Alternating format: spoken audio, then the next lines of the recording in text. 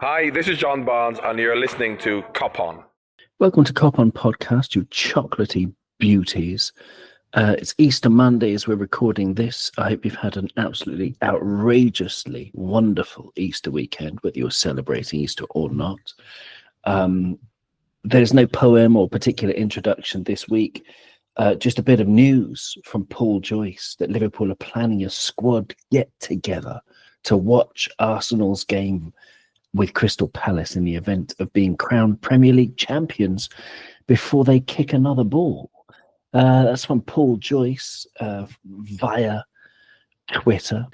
And I'm 100% enthused and delighted to be joined once more after too long by the legend, the hero that is Dave from Dave's LFC Chats. Dave, thank you. Welcome back to Kop On Podcast. I was thinking about a venue that they could hire out, and I was thinking maybe, get on the phone to what's his name, Jim Ratcliffe. See if Old Trafford, see if there's any pub in Old Trafford that Liverpool can go to. I think there's too many leaks at Old Trafford. It could be raining Wednesday night.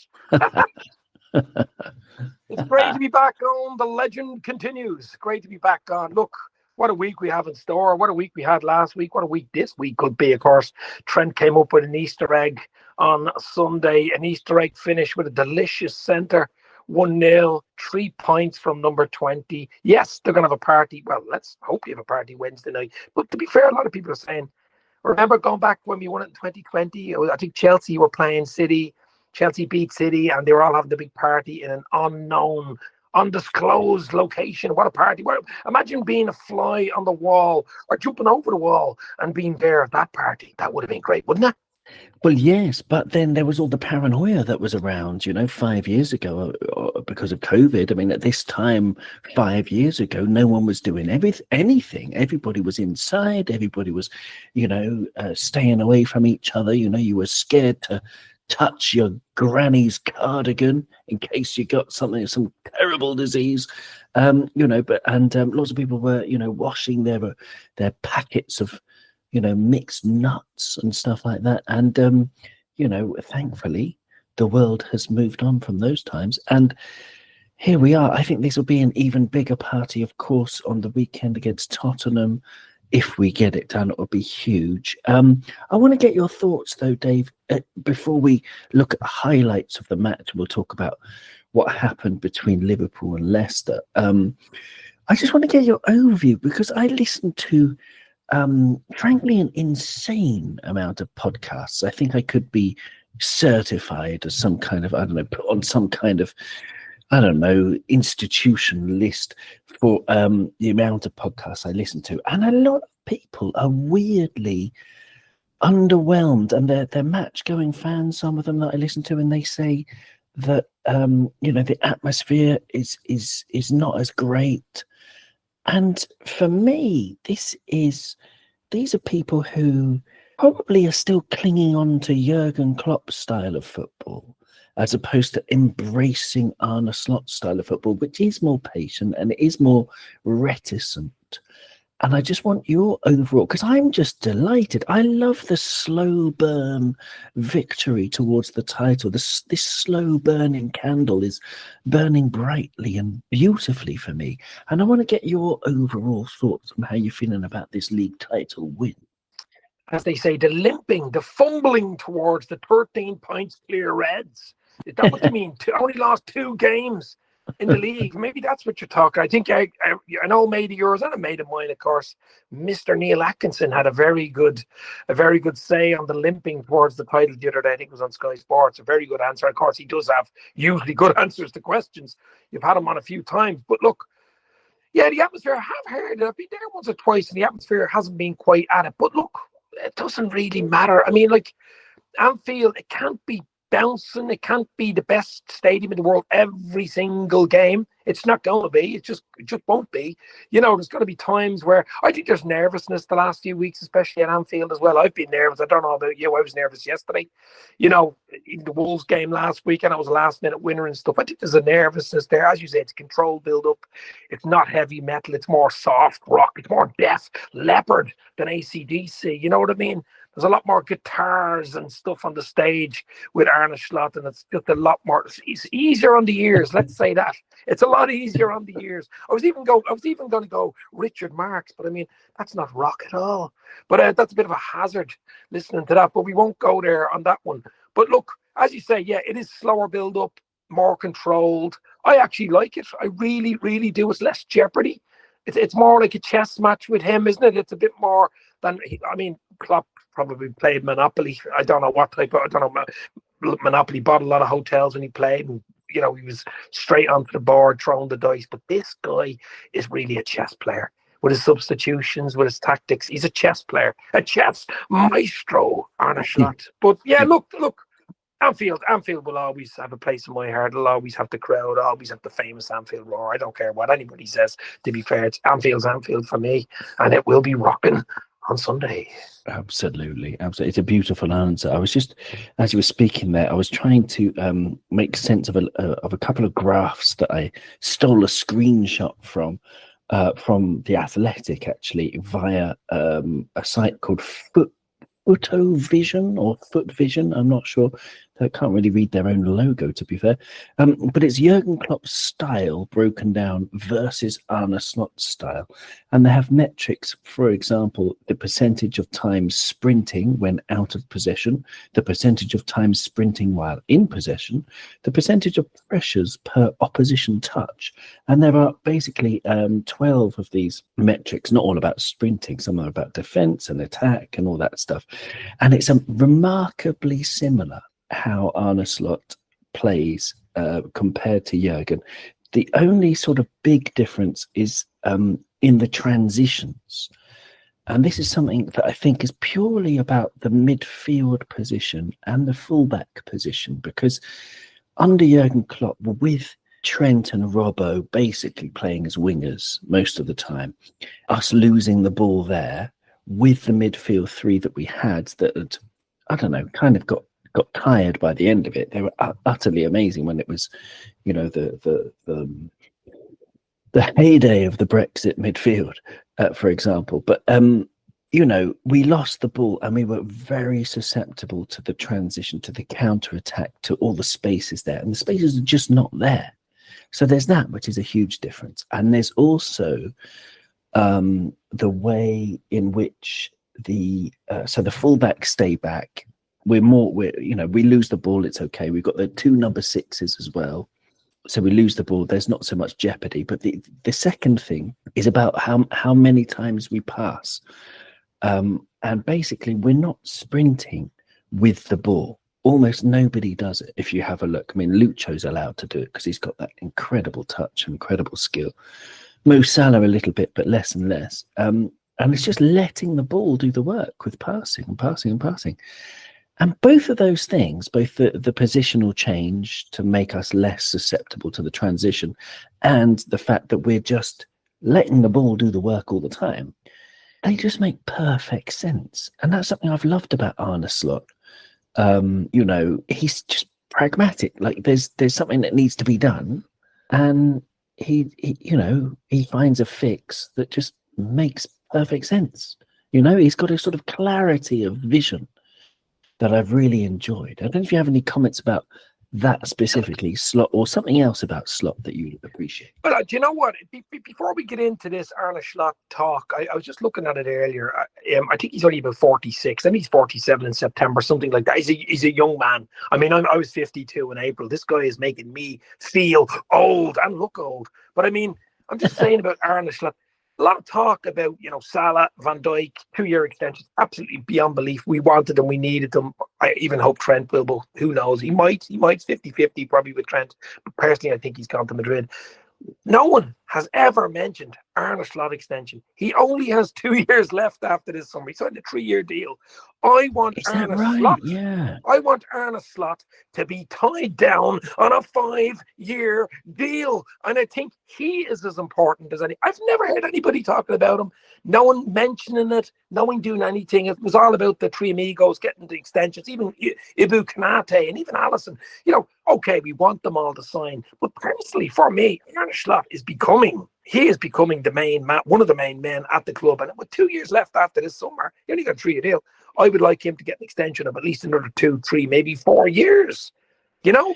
Would you give him the Pardew 8? Would I give him the what? You remember Alan Pardew? He was given an 8-year contract by Mike we're not Ashley at Chelsea. Newcastle. We're not Chelsea. No, it's We're not no, Chelsea. No, look, that was a ridiculous thing. Look, 2 years, you might get another 2 or 3, but at least a time down for 4 or 5 years, because people are going to start sniffing around. Premier League is around basically one done. I mean, you know, we're going to rebuild in the summer, go again. I know this isn't the answer to the question you want, but I think I have to get this Arne Slot conundrum out of the way. It's very interesting. I had no idea you only had two years left, but that is urgent. But I mean, you know, I don't know, just playing devil's advocate there. He's inherited Jurgen Klopp's team, hardly made any changes whatsoever, and obviously is doing brilliantly. But recent performances, if you talk about limping over the line and all that stuff, I saw what you mentioned before about Neil Atkinson saying, well, we've won whatever it is, 9 of the last 10 league games or whatever it was, or even more, 12 of the last 13, whatever it is. We've won an extraordinary amount. And it's worth pointing out that this is our 3rd highest total in our history after 33 matches. And yet, I've got lots of things to say here, but you need to take into account with that stat how 3 points for a win only came in 1981. So basically, since 1981 is when you can start that stat. This season is our 3rd best points total ever. The other two, the 2 winning ones, if you like, were, of course, 1920, when we had 89 points after 33 matches, which is insane. And just the season before that, 18-19, where we had around about 83 points. So again, it was an unbelievable stat to be fair. But he's inherited Jurgen Klopp's team. This is what I wanted to say about that. So to play devil's advocate, we've seen the team go down a bit, and I don't care all of the arguments that say, well, we keep winning the matches, because we do, but performance-wise, I'm sorry, but in terms of results, in the last 13 matches, we've drawn 4 and lost 2 in all competitions, and that's not supreme. It's very good, but it's not supreme form compared to what it was before. So playing the devil's advocate then, if Arne Slot has to refresh certain things in the squad, which appear obvious, we need a central midfielder, we need a central defender, we need a left back, probably a right back, definitely a right back if Trent goes, and a number 9, maybe another attacker as well. That's 6 players. We give Arne Slot the summer, of course, to buy the best players, but then it's going to be much more his team from September.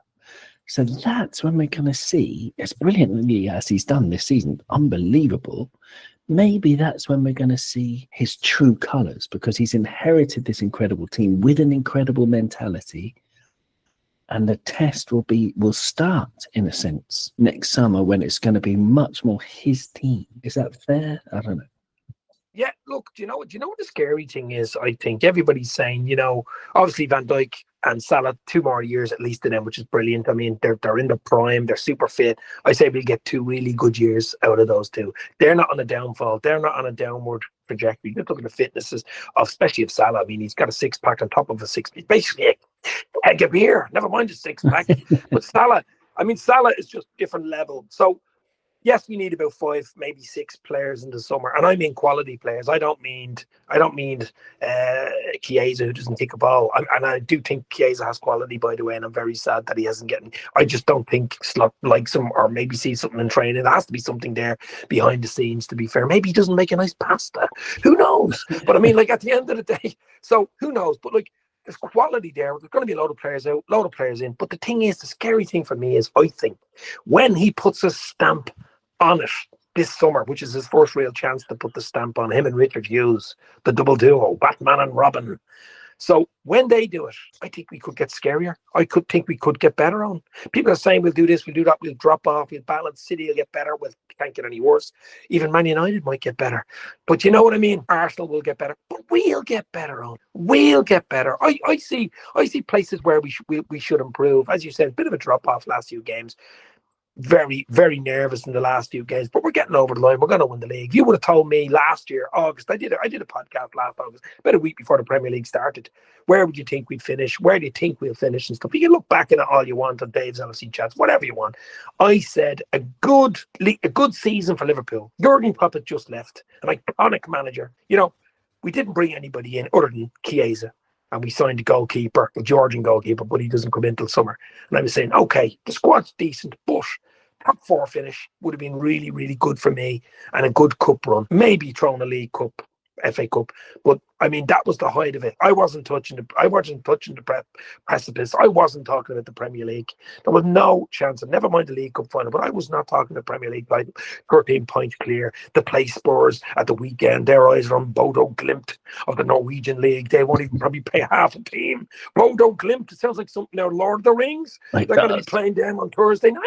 So I take your hand off. 13 points clear, and you're playing Spurs at Anfield, which have an absolutely horrendous record at Anfield. And you beat them, you win the league. Now, it could happen, you win it. Look, Palace could beat Arsenal, but to be honest, Arsenal are starting to play now, and I think Arsenal will beat Palace. So I think it'll go down to Super Sunday, and it will be a Super Sunday, and it will be number 20 for the Reds. Yeah, I mean, and it's Crystal Palace. They're doing extremely well in the form table. They could spring a surprise against Arsenal, but I hope it gets done at Anfield. That would be absolutely terrific. All right, let's move on to Leicester. These are all very good points. Thank you, Dave. But and if you don't follow, listener, dear cherished sweet listener, Dave's LFC chats, then please do so on YouTube. Loads of great content there. Well, let's look at some highlights, Dave. Leicester versus Liverpool. When you're talking about, ways in which we can improve, I mean, if we just look at the lineup from yesterday, you had Alisson in goal, can't improve there. Van Dijk, Konate, Bradley, and Tsimikas. Then the obvious one is left back, surely, and also in midfield, Gravenberch, McAllister, Szoboszlai. That's pretty damned impressive. Perhaps Szoboszlai. Then up front, Gakpo, Diaz, and Salah. We need a number 9. So the thing, what leaps out at me is left back and number 9. So what you're saying is we could be even better next season. Kirkes dropped a hint that it could be him at left back. If you put Kirkes into this team, I could see that being better than Tsimikas. And a number 9, whoever that may be, I don't think Isak is realistic. Who would you think, if it's not Isak, has anybody caught your eye, or are you just going to leave it to the formidable genius of Richard Hughes? The gods of Richard Hughes and Michael Edwards. You know what, that Kirkes guy, the Hungarian, is very hungry at fullback, and he's hungry for trophies, and he's a good mate of Szoboszlai as well. He's a very good friend of Szoboszlai, so I'm hoping he can get his appetite whetted at fullback for Liverpool. It'd be a very good acquisition, and he's a very, very good player. He's got everything. He's got everything to play for Liverpool, hasn't he? He's an FSG sign, and he won't cost the earth, moon, and sun. He's just I think, I'm not saying he's nailed on because I don't know, but I would like him coming in. Absolutely brilliant. That'd be a great sign. And up front's a bit more trickier. I think Isak. I think it's just, we're talking astronomical money. I know Liverpool will have money to spend and be champions with the gold triangle armband and stuff like that, or arm badge. But Isak, the wage he'll get, 120 plus, whatever they're talking, I don't know how realistic it is. Now, unless we do a Nunes or Gomez swap with money and, player plus deal and work out something like that, it is a possibility. He is a bit injury prone for me, though. That's the only thing I would say about him. I think people won't like to hear this, but I think it will be like an FSG type signing, someone we probably haven't even heard of from the Bundesliga or something that people have heard of, but gets 20 odd goals in the Bundesliga every season. That guy off Eintracht Frankfurt looks decent, but I don't think he's having a great season. I can't even pronounce his name, but the forward of Eintracht Frankfurt, the Spurs. Urasi? Is that his name? The guy who got the hat-trick the other day? I think his name is it? Something like that. Ekitike. Sorry, yeah. I don't follow. He looks good. He looks good, but he's unproven really as well. So look, It's going to be hard. I mean, Nunes, unfortunately, we know, well, it looks like he's going to go, maybe even Saudi Arabia or somewhere like that. If we can get really good money in for him, it's sad to see Liverpool players go. He's a Liverpool player. It just didn't work out for him. Sometimes that happens in football. It just doesn't work out. Family life, work-life balance, whatever way you want to look at it, and it just doesn't work out. Actually, there was a good sign when he played one of his first games, or maybe it was the second game against Palace. Remember, he got sent off, and that was not a good omen for Nunes, was it? The red-blooded hothead from Uruguay getting sent off, that didn't go down well. But really, yeah. But I mean, look, I don't know. I think they might have one or two aces up their sleeve, FSG, and they've been working on them now for a while. Liverpool don't just sign players off a whim. They're usually working on them for about 18 months in the background. And being champions will absolutely help to get the cream in at Liverpool. I believe we'll get 3 or 4 really, really good players. I hope so. You mentioned a sort of, unheard of FSG signing who's young. How about this one, Dave? I've got one for you. I discovered him today just by looking at the stats on fbref.com. Mika Bieref, who plays for Monaco. He's 22 years old, right? He's got 11 goals and 4 assists from 1,267 minutes, so about 14 matches, 11 goals, 4 assists. In the Bundesliga this season. He actually just transferred to Monaco, so he'd have to have some kind of release clause, because in Ligue 1, he's got 12 goals and 2 assists from 1,000 minutes, so basically 11 games. So he's played about... Who did he play for in France? He plays for Monaco at the moment. He plays for Monaco now? Yeah, okay. Yeah. In the Bundesliga, he was with... Sturm Graz. In fact, it wasn't even the German, it was the Austrian Bundesliga. Yeah, excuse me. Yes. Okay. But in Monaco, yeah, so he's only just turned 22. He's had 13 starts, 12 goals in Liga. And I know it's Liga, you could say what you like about it. I think the European champions will come from Liga, being Paris Saint-Germain. And it's an underrated league. They've got some really amazing players. So I don't know. Sounds like an FSG signing to me. It sounds a bit like I want Harrods, you want Harrods. They're going to give us Lidl or Aldi. And there's nothing wrong with Lidl or Aldi. No, there's nothing wrong with Lidl or Aldi, especially if you have quality produce at reasonable prices. Let's look at some of the highlights if we can, if they load on my computer. What's happening here?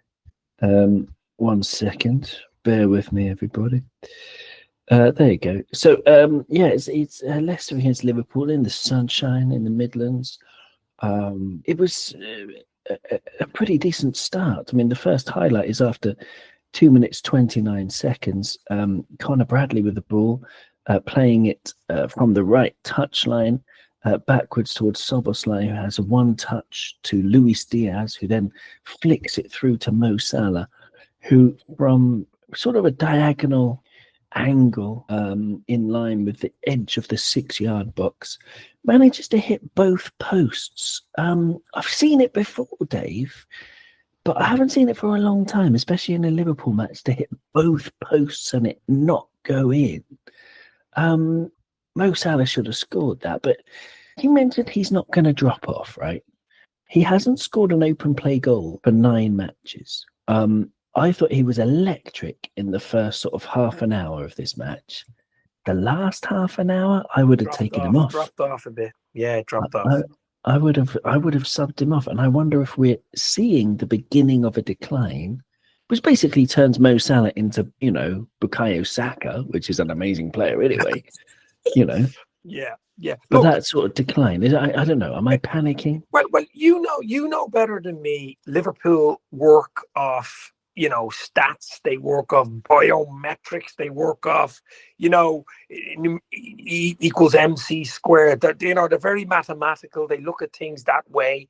They're a bit Einsteinian in a way, the way they look at like players and heat maps and everything like that. You know yourself, it's scientific when you're talking Liverpool players. And I'm sure they looked at Salah, all the science, jiggled all the equations together and said, let's give him a 2-year contract. They would not have gave him a 2-year contract on a big, $350,000 a week or something like that if his equations did not add up to being a plus for Liverpool, especially in the next 2 seasons. So I wouldn't worry about it too much. He was very unlucky not to score. I mean, as you say, hit the post twice. I was going to post about it for a third time on Twitter, and I didn't.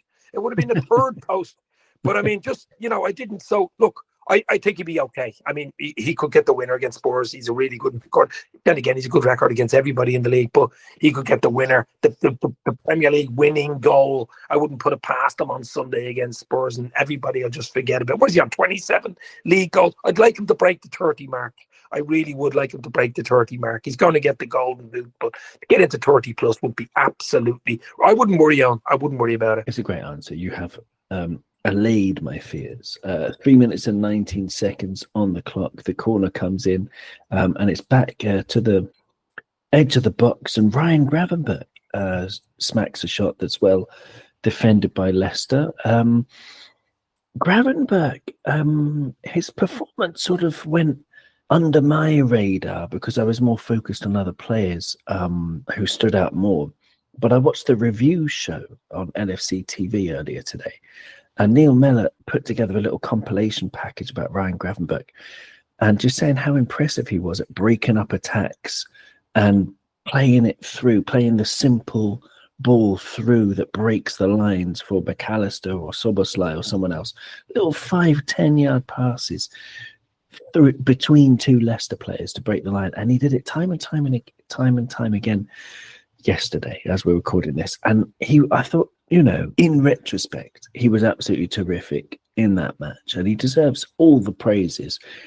If we get a midfielder, would you prefer us to get like someone to fight for Szoboszlai's position or someone to fight with Gravenberch for his position? Just before I get on to that, I just want to talk about Gravenberch, Ryan Gravenberch. I mean, he is like a Sunday carvery dinner. He is the gravy in the Sunday carvery dinner. I like a lot of gravy on my carvery. Me too. You don't really notice it there. You eat the meat, you eat the potatoes, you eat the vegetables. But if you don't have the gravy on your carvery, you don't have your meal. So he is the gravy for me. But look, he's actually starting to play well. He had a bit of a dip mid-season, but he's starting getting back to his best again, quietly doing his job. And I mean, what a player we have there. Unbelievable stuff. And Slot's brought everything out. It's all about confidence, I know. And he probably talks to them, at AXA training ground and stuff like that. And it's absolutely brilliant. Do you know who I would, a bit controversial, who I'd like them to bring in? I'd like them to go back in for Zubimende. See, I wouldn't. Why? Because he's a good player. He's an unbelievable player. Now, look, he wanted to stay in Sociedad. He wanted to stay there and look at the mountains with a glass of wine and whatever he was having himself. That's okay. It is his boyhood club, to be fair to him. It isn't just any old club. I know Arsenal seemed like they're back in for him, but we were really in for him. We were within 24 hours of signing him. I think everything was done. Everything was agreed. It was ready to rock except the ink. The ink was dry on the pen just to sign the contract. We could come back in there. I do like him. There's not many like him in world football. Well, you see, you watch more La Liga than I do then, because I don't watch it. I haven't seen a single game, but the only thing I do keep on, as the nerd that I am, is the stats and the data. And for example, on fbref.com, he's good and he's exceptional at certain things. Like he's exceptional at clearing the ball in the box. He's in the 94th percentile compared to all midfielders in Europe for clearances, which is great. You need a midfielder who's alive in your defensive box, and that's great. He's also very good at winning aerials, winning headers, surprisingly good in the 86th percentile. But nothing else stands out for me, Dave, statistically wise. His passing completion is at 83.8%, which is okay, but it's the 49th percentile. We want someone who's going to play in that defensive position, who's going to be a lot better with the ball, at keeping the ball. He doesn't particularly carry the ball, and he's only in the 46th percentile. That's not his job. And otherwise, passes attempted, he attempts on average of 55 or 54.5 passes per game, which is only the 66th percentile. So if you're looking for I don't know, he seems reasonable at winning the ball, reasonable at passing, reasonable at the amount of passes he takes, but it's not. There's nothing amazing about it. Basically, what you're saying is reasonable is not good enough. That's basically what you're saying. That's exactly where I was going. You're 100% sure. And I'll bring you Gravenberg's stats up on the screen. Of course, the listeners won't be able to enjoy the very easy to view graphics. But for example, his pass completion is at 89%, so 6% better than Zubimendi. And that puts him into the 87th percentile. Those are the sort of numbers that you need. The interceptions of Ryan Gravenberch are in the 96th percentile. That's what you need, this kind of exceptional talent. He's very good at taking people on. He's very good at progressive carries. Gravenberch is very good at successfully taking people on, dribbles. He's very good at progressive carries, which is when you run with the ball at least 10 meters, right? 10 yards, because they're stuck in the 17th century. And I don't know. There's another guy, not midfielder for Brighton. I was just going to bring him up there. Exactly. That Carlos Baleba. Now he's I was just thinking about him in my head there, going, that young lad from Brighton could brighten up our midfield. He could indeed bring the sunshine. He's extraordinarily good at aerials, blocks, interceptions. The tackles are good. Successful take-ons. He's good at dribbling. 87.6% passing. Very, very good for such a young player. In the 73rd percentile, but he's only 21. And that will get better. So yeah, Carlos Baleba. You better believe it, baby. Let's get back to the. You've changed my mind. Although they'd be looking for a pretty sum for Premier League club to Premier League club transfer. Mm-hmm. But I think, I wouldn't overpay for Baleba either. But that kind of profile. He's also very dynamic, and that's what you don't get in stats, is how dynamic he is. Zubimendi, I've only seen him play for Spain. He didn't seem particularly dynamic, and I think that's what we definitely need. But anyway, let's go back to the highlights. 3 minutes 22 on our clock, and Gravenberch's shot has just been deflected. And the next highlight is 8 minutes and 45 seconds from a corner, of which we had 13 yesterday, which is quite extraordinary. It's an out-swinging corner, 8 minutes, 47 seconds. Virgil gets his head to it. It deflects off Wout face. And of course, Stuart Atwell gives a goal kick, which is ridiculous. 9 minutes and 40 seconds. Leicester have their first chance from Steffi, I want to say. Mavididi is his name anyway, who had a very good game on the left wing against Conor Bradley. Played it across, and it was Wilfred Ndidi, or Yes Ndidi, who hit the post as well. So there you go. That was a bit of a shocker, that one. How were you feeling then, Dave? Were you like, you said you were nervous. Did your knees turn to jelly at that moment? Well, look, I mean, Leicester had such a poor record. Had they lost 8 or 9 at home in a row in the league? Something ridiculous. They haven't scored in 9 home matches. Scored. And that's a Premier League record. So I was thinking, right, these could actually get relegated if results go against. This is before the game, they could get relegated. And you look at a contrast, we're going for the title. We're going for the gold badge on our shoulder, and they're going to the championship.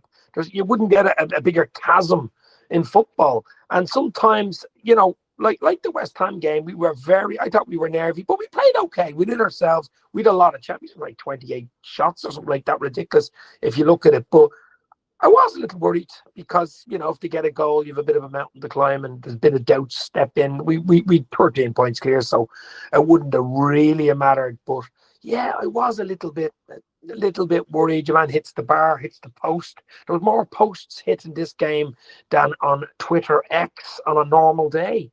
But at the end of the day, we got over the line. But a little bit worried, a bit nervous, But anyway, at the end of the day, the Reds battled through. We battled through. I know we're only, how many minutes are we in here?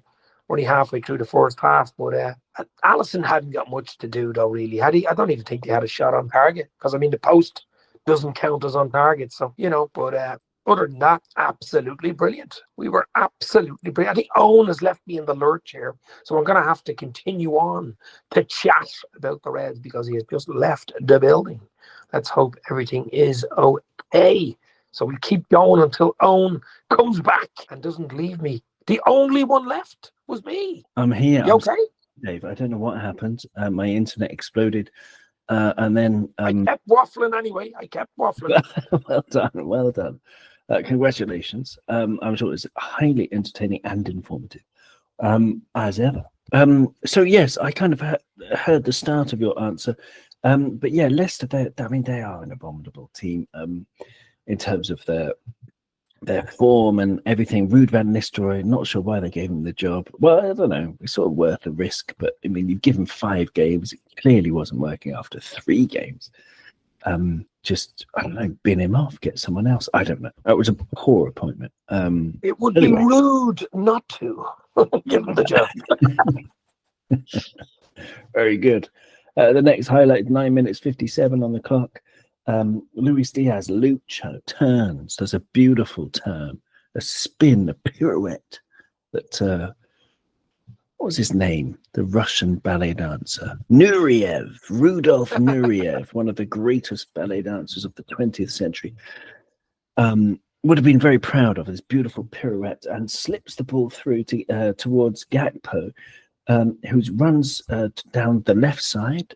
He fakes to check in and then cuts on the outside to his left foot, puts in an absolutely gorgeous cross. Luke Thomas jumps in front of Mo Salah, and that put him off a little bit. But Mo Salah still gets the volley on target. It was great play by Liverpool. Leicester end up whacking it away. And I think it was just Liverpool pressure at this point. 11 minutes, 34 seconds. There was a cross shot that was from Mo Salah that was just headed over. But Leicester came back 16 minutes and 48 seconds. They had a cross from Conor Bradley's side, and it was sort of skipped off a couple of players in the box. It was, in the end, a comfortable take for Alisson Becker. Alisson, you mentioned him earlier. I thought he was good. His distribution was good yesterday, and he didn't have much to do at all. But he's just wonderful. You talk about extending his contract. Is he as important as Virgil van Dijk? Would you agree with that? Because I think he is. 100%. I mean, what is he, a year left on his contract, I think, at the summer? 2. He's got 2, yeah, till 2027. Okay, well, then we're not too worried about it then if he's got 2. I know Marma Dashvili is coming in, the Georgian goalkeeper is coming in from Spain at the summer, and obviously Kelleher, who's been a really good stalwart keeper for us, looks like he probably will go. But Alisson, even if he stays for us for the next 2 with Van Dijk and with Salah, he's one of our truly world-class players. I mean, if you're talking world-class, top-level players, I mean, he's probably the best goalkeeper in the world. You know, we've missed him when he was out injured. Gallagher did well stepping in, but I mean, he isn't Alisson Becker, is he? He just isn't. But no, he's unbelievable. His distribution, his calmness, his shot stopping. I mean, PSG, the game against PSG in Paris will just show you that. I mean, it was absolutely ridiculous. He's come up with some unbelievable shot stops. But yeah, he keep him for at least the next 2 years, hopefully. World class. I couldn't agree more. I was listening to the Liverpool Way podcast earlier, which is a great one if you don't know it. I actually don't know it. I don't know who's on that. Well, there's someone called Dave as well, and there's someone called Chris, and there's someone called Jules who was on it today. And Jules, fellow Welshman, although you won't be tell from my accent that I'm actually half Welsh anyway. But Jules, fully Welsh, and he was saying, regardless of his nationality, a very good point that just how rare it is to have the best centre-back in the world and the best goalkeeper in the world in your team. And it's very true. I can't think of another club best in my... Mo Salah, and possibly one of the best midfielders. McAllister has been unbelievable this season as well. That's very true. That's very true. But you can argue. But you could argue. The spine of but you could argue that Mbappe's better than Mo Salah, for example, or Haaland. You could. I'm not saying I would agree with it, but you could argue that there are other forwards. You could argue that there are other midfielders better. You can't really argue against Alisson Becker and Virgil van Dijk. Can you? And I'm not arguing. well, yeah. So I mean, have you ever? Can you think of another team? Because I was racking my brain. I think Jules was right. The Italian team, the World Cup, was Will Cannavaro at centre half and he Buffon, I think, in goal. There you go. You got it. One Well I done. could think about. That's the only one I could think about, and that took me about 3 seconds. Man, you're fast. I've been mulling it over for about 3 hours, and I'd missed that one. Absolute beauty. Well done, Dave. 22 minutes and 31 seconds on the clock. Liverpool have the ball with Mo Salah. This is an absolutely brilliant run by Conor Bradley inside, and a super pass. Conor Bradley fakes to cross, sends the defender for the echo, and the defender gets back up and makes a very good block against the cross, but the ball eventually gets cleared. But it was a really good run by Conor Bradley, and I thought Conor Bradley had a very interesting game because the first 15 minutes he was a bit shaky against Mavididi, and he learned on the job. And by the end of the game, well, before he got taken off in the 70th minute or whatever, I thought he'd had a fantastic game, actually, especially looking back at it today. We have one hell of a player on our side here. I mean, wow. He's only young. He's still learning. The only issue with him is a few muscle injuries, which can, progress and can happen for a few seasons. But what a player! What a player we have. I remember when he was only coming in about 2 seasons ago when he scored that goal against Chelsea at Anfield. I remember we hammered Chelsea. He came on, bang! You're going, what is going on here? This young lad stepping up. I mean, he has everything. He defensively very, very good. He's up and down the line. He's got the energy. He's intelligent and he can score a goal. I mean, a fullback, he can score a goal. We've seen him do that. He scored 1 or 2 for Northern Ireland, by the way, as well. So, I mean, this guy has one hell of a future. Injuries, let's hope we can just cut them out. He's still probably grown. He's only a young lad, but one hell. I mean, wow. I wish he was playing for the Republic of Ireland. Well, I wish he was playing for Wales. He's got that sort of the same sort of genetics, if you like, as Steven Gerrard in terms of just being good at everything, and the same sort of build. He just he's got that same Gerrard stance, hasn't he, with the shoulders? Yeah, is that absolutely. The gait? Is that what you call it? Gait? Yeah, the gait would be how his legs stand up, far apart as his shoulders. But you're absolutely right. I think so. Yes. And yeah, the sky's the limit. Because I was thinking about Conor Gerrard. Conor Gerrard, exactly. Yeah, Stephen Bradley. Plenty of first names there. Anyway, so I was thinking about certain players that become geniuses. That they're sort of unique, in their way of playing. Mo Salah is unique. Virgil van Dijk is unique. When you think of Steven Gerrard, he's sort of unique in a very all-round way. Utterly brilliant at everything. He could have played in goal. He was that good, probably. You know what I mean? Absolutely. But Conor Bradley, I mean, I am going to whisper it quietly, but how high is his ceiling? Is it as high as Gerrard? It's in chapel high. Oh, very nice. Excellent stuff. 27 minutes, 37 seconds on the clock. Costas has the ball on the left, puts in a beauty of a cross, and it's the same kind of thing, sailing over all of Leicester City to the back post with Mo Salah, whose shot was well blocked by Luke Thomas. 36 minutes and 14 seconds on the clock. Liverpool sort of pump it forward. There's no offside flag.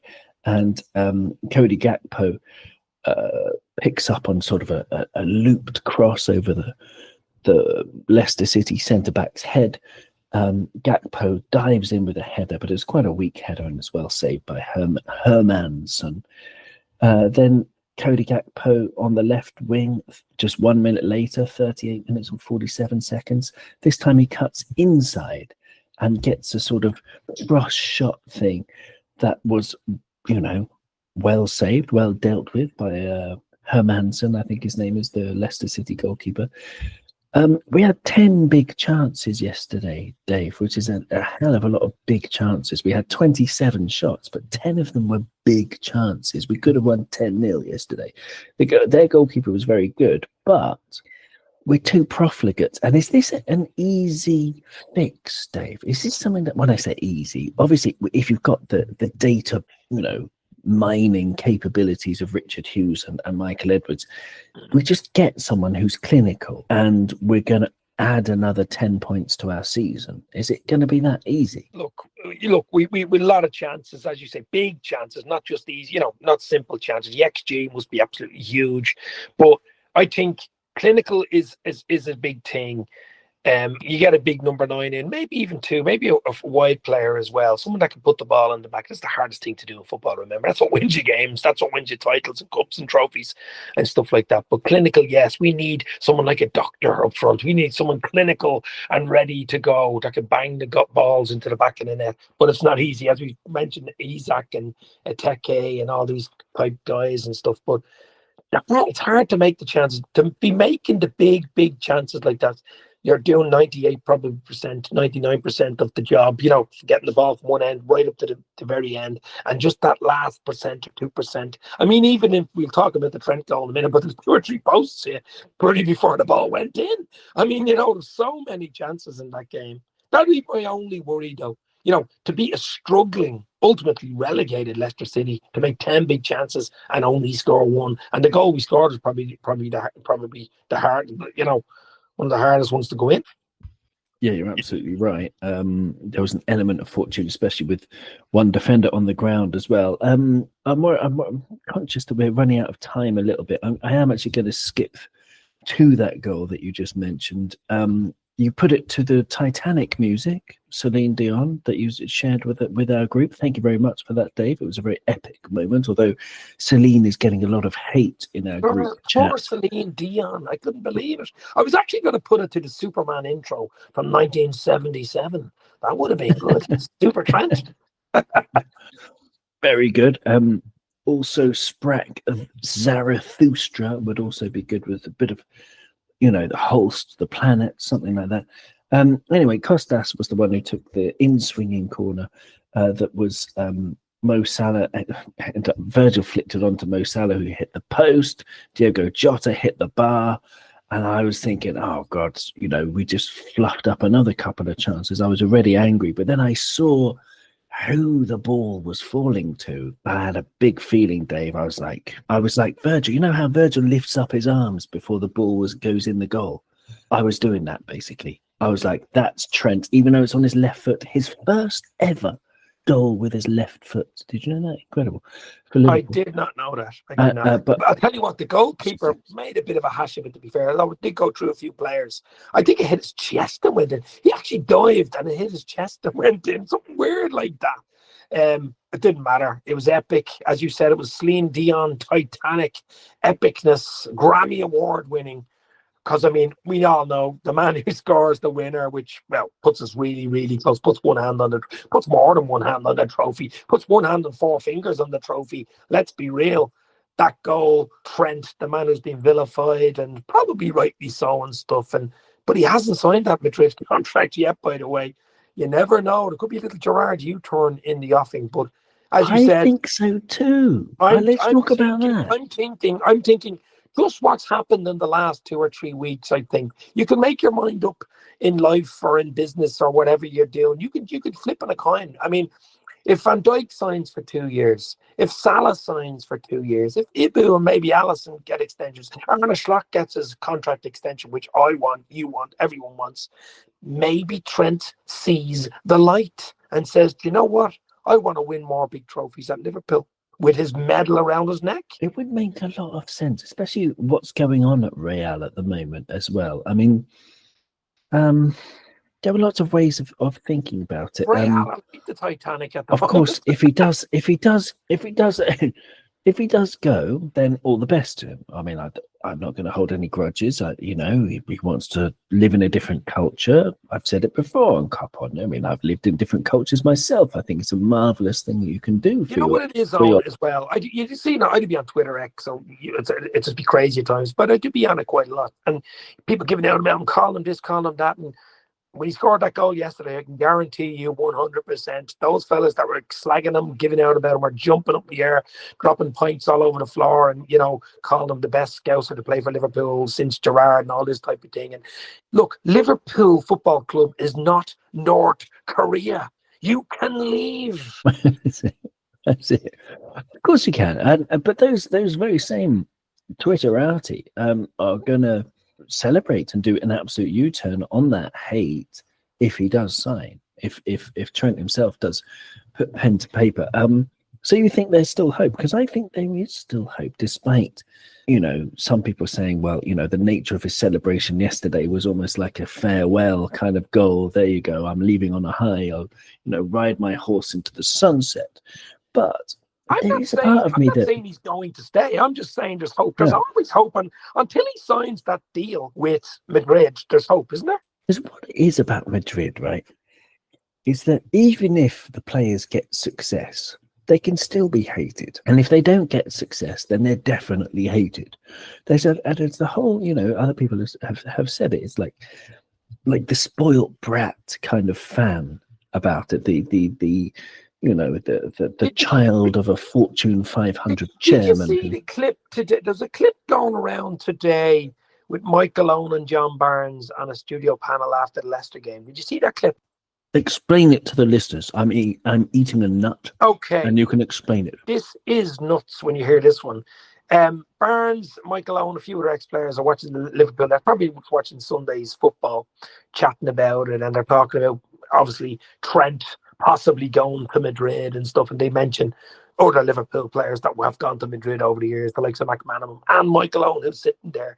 And then out of nowhere, John Barnes goes, well, not everybody goes to Madrid when they come asking. Now, I don't know whether the way he coined it was that Madrid looked at him, John Barnes. Yes, that's what he revealed. We're ready to rock and roll, but he wasn't interested. And the way he looked across at Michael Owen was just priceless. Absolutely. Yeah, no, that's exactly what happened. And John Barnes, who you will have, hopefully, if I remember to put in his intro as usual, you would have heard him introducing this podcast as you do every week, because I was so delighted to meet him that one time, and so delighted that he was my favorite in the 80s. Absolutely, he's my hero as well, and so many people, because talk about a genius like JB. I still haven't seen anybody glide with a ball as well as John Barnes did. If a lot of listeners are probably too young to remember, Gravenberch this season has been utterly silky. If you think about Gravenberch's silkiest twists, the gravy, as silky as the smoothest gravy, absolutely. And but John Barnes was that, but like multiplied by 1,000 and then add 1. The way he would just have, it's almost like he was really floating around the pitch. It was unbelievable. Bisto gravy like. A little bit better than Bisto, I would say, but that's just my own taste. So apparently, John Barnes was offered a contract at Real Madrid. There was a chance to go, and he just said no because he was at Liverpool. He didn't want to go, and Liverpool were the biggest team. That's my dream that Trent's going to do the same thing, and they're going to interview Trent after he signs his contract with Liverpool, and he'll just shrug his shoulders and say, "Well, it's only Madrid."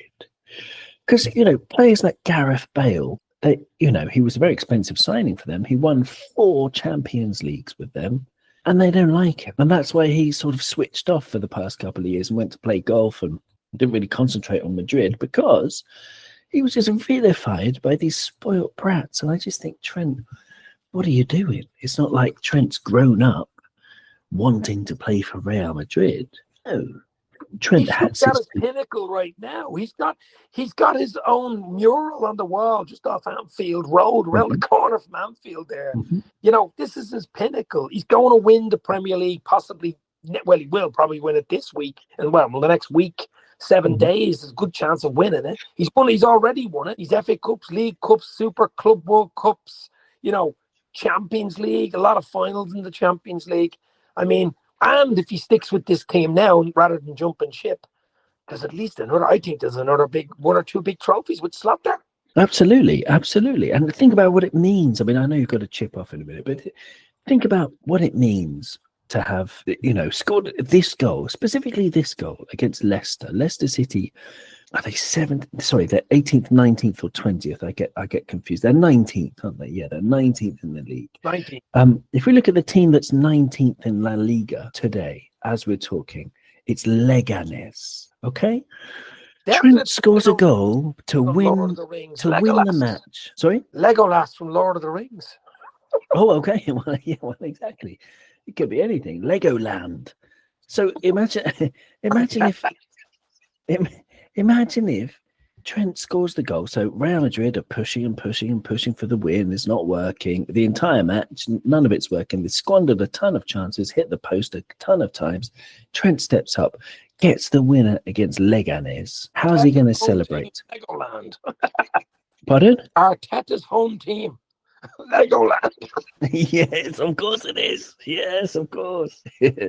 Yeah, his spiritual home. Then Trent isn't gonna celebrate like that because it doesn't mean anything. It doesn't mean as much. So the old advertising slogan of "this means more" is actually very, very, very true, and that's something that he can't get back if he leaves Liverpool. He won't be able to get back if he leaves Liverpool. That feeling of scoring for Liverpool. We're a similar vintage. Well, I don't know. I'm a bit older than you or not on, but I remember Steve Bull, the striker for Wolverhampton Wanderers, the romance of United coming in from under Fergie years, and a few other big teams with big pay rises when he was playing for lowly Wolverhampton Wanderers. He turned them down for his home team. You could say the same about Alan Shearer. We went from Blackburn to Newcastle for a record fee at the time, was well looked after, but United came hunting for him too, and he wanted to stay with his boyhood team. You could say the same with Gerrard going to Chelsea. Something else maybe happened there in the background, but those type of things, those romantic type notions, they're rare in football nowadays, unfortunately. They actually are rare. But they can happen. I mean, and in certain circumstances, they do happen. Steve Bull, absolute legend, if you're not aware, 306 goals for Wolverhampton Wanderers. Absolutely terrific player. But we're going to stop the highlights for now. Because I think I don't know. Do you have to chip off, Dave? Is this the time where you have to scarp? I've got another few minutes in the vocal cords. A few minutes. Well, that's very kind of you. In that case, what have I got on my agenda? Yeah, we talked a little bit about slots, tweaks, and things. If people you would like to sign or things like that. The next match, Tottenham Hotspur. They're playing Bodo Glimt the Thursday after they play this match. Is that right? Because I hadn't even looked at that. Okay. See, Spurs are playing Forest as we speak. Okay. Yep. Let's have a look at the score. And yeah, I mean, I don't know. They're 2-0 down at half time. Wow. Against Nottingham Forest. And they had players back. Mickey van der Ven and Romero being out for most of the season. They're back. I'll just see. Romero's been booked, but van der Ven, they're both playing centre back. They've got Bentancur, Kulusevski, and Papsa in midfield. Up front is a problem. They've got Richarlison, Odegaard, and Matisse Tell. Did you know what I'm telling you now? They are going to rest even another 2 or 3 on Sunday. Their big game, remember, is on Thursday night. They have a really, really good chance of beating the Lord of the Rings second level team, Bodo Glimt, Norwegian side. I know they've done well to get to a semi. It's the first time in history to get to a semi-final. But I mean, Spurs, chance he could meet United in the final. I mean, that would be really something special, wouldn't it? But I mean, that, and there's a Champions League place. There is an actual a chance for Big Ange to actually save his season with a Europa League win. And I think what did he say at the start? That he always wins the trophy in the second season. This is his second season. So you never know. But I think their eyes are on Thursday already, but on Sunday, just Anfield would be rocking, it'd be crazy. And I can see, more changes for Spurs. A player who I like from Nottingham Forest, 2 players I like actually, Ryan Yates and Elliot Anderson.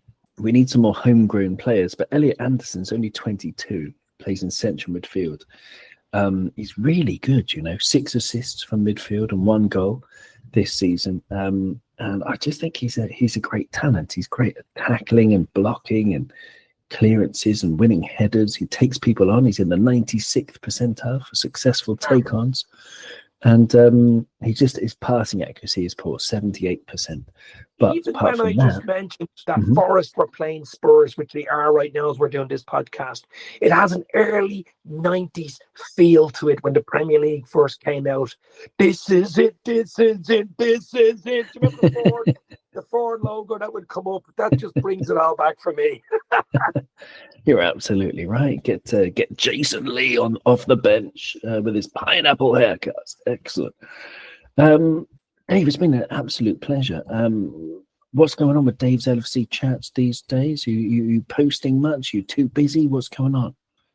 You know what? I've been doing a lot more shorts. I've been on holiday in Ibiza. The amount of shorts that I'm doing in the last year or two. I've had a few personal things going on in the last, say, 18 months that are just tying up their ends, and I'm going to get straight back into it. Not as many live shows, few interviews, the usual stuff like Gareth Roberts and all these guys on. Hopefully do a few more Anfield Rap Redmond TV stuff as well. But I will be in Liverpool on Sunday, the 25th of May, outside Anfield or inside Anfield, and in Liverpool for the Monday for that parade. I'm going over hell or high water, I don't care, just to be there on, even outside the stadium for that Van Dijk lift will be absolutely beautiful. It will be indeed. The first Dutch captain to lift the Premier League, the first Dutch manager to lift the Premier League in his first season.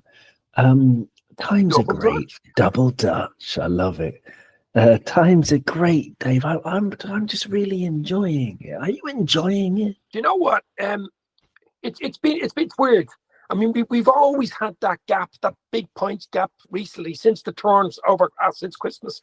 And look, Arsenal, we're not worried what other teams do. Like the City have fallen off a cliff and stuff. They'll all be back maybe next season. They'll spend millions, billions. The 115 boys will probably get a slap on the wrist. Let's remember that'll happen or whatever. But we can only win the games we play. We can only win the leagues we play in. I don't care what people say about it's poor league, this, that. When you look at the Champions League, you've got Arsenal with a really, really good chance of winning it. I know when they come up against PSG, but to be honest, I think that's a flick of a coin there. That's a flick of a coin. We've seen what they did to Madrid. They could win it. And on the other side, I know it's Europa League, it's the Disneyland Barry's Tea Cup, whatever you want to call it. But you've United in it and you've Spurs in it, both favourites to win that. Chelsea will probably win the Conference League. So the English Premier League, I think, is very, very strong. Don't let people fool you. And then you have the middle tranche of teams, the likes of Forest, the likes of Brentford, the likes of Brighton. These teams in the middle that will give you a game home or away. You don't get it in any other league. This is a hard league to win, and Liverpool will win it, and they will deserve it. Absolutely brilliant. Yeah, I couldn't agree more. I mean, the amount of people, this is why I stay away from X and Twitter and social media in general. I didn't even mention Bournemouth. There's another one. Fabulous team. Absolutely fabulous team. Yeah, exactly. Crystal Palace, one of the form teams in Europe, or they were until 3 games ago. But anyway, so many are great. Fulham. We've got Fulham. Fulham at 9th. Good team. Leicester gave us a game and they got relegated the same day. I mean, Wolves, the both games we played against Wolves were tough games. And Wolves just about stayed up. Even the Ipswich game was tough. I mean, every game is tough in this league. They don't hand you the points. You have to win them. Exactly, which makes the achievement even more special. So I hope that whoever you are, wherever you are, listening to this, number one, that you're as well as possibly can be. But number two, that you're putting Liverpool into this context of this being an absolutely astonishing season, which it has been. And we shan't play it down here. I know I play devil's advocate sometimes to try and, find a bit of, the alternative arguments to Slot being an utter beauty. But no, the reality is, that's my opinion. We've got an absolute beauty of a manager. We've got an incredible team. And yeah, we scored 75 goals. We've conceded 31. Our goal difference is 44. We've got 79 points. It's already enough, really. But to confirm it, we're going to beat Spurs on Sunday. And everyone's going to go to Liverpool on the 25th of May, not just to dance in the streets when Virgil lifts that cup, but also to track down Dave from Dave's LFC chats and see if they can buy him a pint. You'll see me doing the moonwalk down Anfield Road. Oh, man. Dave is very good at the moonwalk. That's one thing that you need to know, listeners. Thank you so much, Dave. It's been a treat, an absolute treat. And thank you to the listeners. We'll see you soon. Thank you. You'll never walk alone. Thanks, guys. Number 20 incoming. Let's go.